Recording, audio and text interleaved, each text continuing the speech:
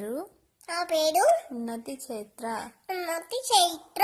నేను రోజు స్కూల్కి వెళ్తాను. బాగా చదువుకుంటాను. సరే సరే సరే సరే. ఇంట్లోనే ఆడుకుంటాను. స్కూల్కి వెళ్ళను. అమ్మని బాగా తింటాను. స్కూల్కి మాత్రం వెళ్ళను.